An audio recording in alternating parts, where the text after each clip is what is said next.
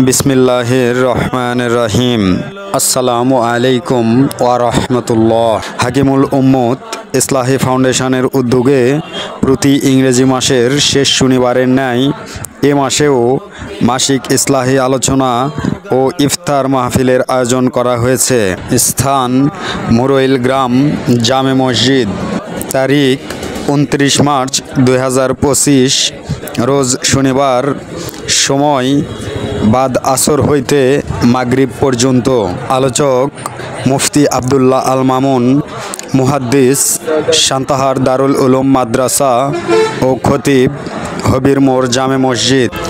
আয়োজনে হাকিমুল উম্মত ইসলাহি ফাউন্ডেশন, মুরইল, আদমদিঘি, বগুড়া।